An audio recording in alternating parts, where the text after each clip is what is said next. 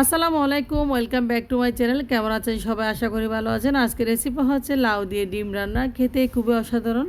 তো আশা করি আজকের ভিডিওটা আপনাদের ভালো লাগবে। ভালো লাগলে চ্যানেলটা অবশ্যই সাবস্ক্রাইব করে পাশে থাকবেন। তো পাশে থাকা বেল বাটন ক্লিক করে অল নোটিফিকেশন অন করে রাখবেন। চলে যাচ্ছে মূল রেসিপিতে।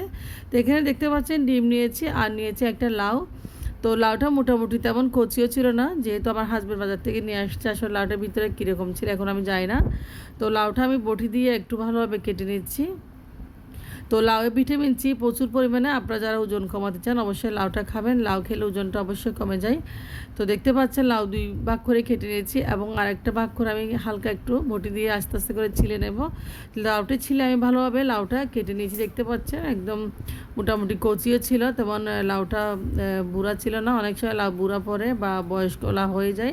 তো আমি ডিম দিয়ে রান্না করব। আমি এখন ভালোভাবে লাউটা কেটে এবং ধুয়ে নেব ফ্রেশ করে। তো যেহেতু ডিম দিয়ে রান্না করে আপনাদেরকে দেখাচ্ছি। তো এখন চলে আছে চুলায় একটা পাতিল বসিয়েছি, দেখতে পাচ্ছেন। তো আমি দিয়েছি পরিমাণ মতো তেল। তেল যখন গরম হয়ে আসছে এরপর দিয়েছি আমি এখানে পেঁয়াজ এবং রসুন কুচি। তো আমি আগে থেকে পেঁয়াজ এবং রসুন কুচি করে রেখেছিলাম। পেঁয়াজ রসুনগুলো আমি ভালোভাবে একটু তেলের সাথে ফ্রাই করে নেব, হালকা ব্রাউন কালার করে। তো ফ্রাই করে নিয়েছি। এরপর দিয়েছি হলুদের গুঁড়া 1 টেবিল চামচ। আর দিয়েছি আমি এখানে মরিচের গুঁড়া, হালকা একটু মরিচের গুঁড়া দেবো। আর দিয়েছি লবণ পরিমাণ মতো। তো মরিচের গুঁড়া বেশি ব্যবহার করা যাবে না, হালকা একটু মরিচের গুঁড়া দিয়েছি, লবণ দিয়েছি, আর দিয়েছি হলুদ, আর দিয়েছি ধনিয়ার গুঁড়া। সবগুলো উপকরণ দিয়ে ভালোভাবে আমি একটু মশলাটা কষিয়ে নেব। দেখতে পাচ্ছেন। তো চুলাটা একটু অল্প আছে রেখেছি যাতে মশলা পুড়ে না যায়। তো দিয়েছি আমি লাউ, মশলা কষিয়ে দিয়েছি লাউ। দেখতে পাচ্ছেন লাউটা আমি এখন কষিয়ে নেব ভালোভাবে। তো লাউটা আমি নেড়ে ছেড়ে ভালোভাবে কষিয়ে নিচ্ছি, দেখতে পাচ্ছেন। তো লাউ যতটুকু পানি দেবেন ততটুকু পানি দিয়ে দিবেন, আর পানি দেওয়ার দরকার হবে না। দেখতে পাচ্ছেন আমি অল্প পরিমাণে পানি দিয়েছি। আমি একটু কম পানি ব্যবহার করব লাউয়ে, যেহেতু একটু মাখা মাখা ঝোল করব। তো লাউয়ে পানি দিয়েছি, পানি দিয়ে লাউটাকে ভালোভাবে সিদ্ধ করে নেব।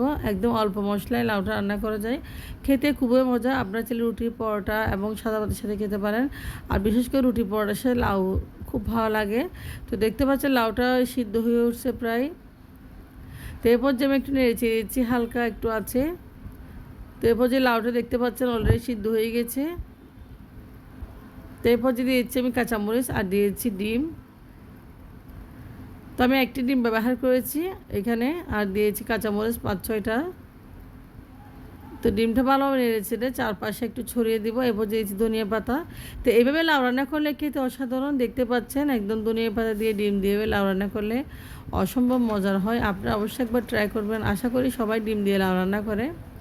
তারপরে যারা নতুন, যারা ব্যাচেলার, তাদের জন্য রেসিপিটা। দেখতে পাচ্ছেন লাউটা হয়ে গেছে, এখন আমি চুলা থেকে নামিয়ে নেব। তো আপনারা ভালো থাকবেন, আমার জন্য দোয়া করবেন। আল্লাহ হাফেজ।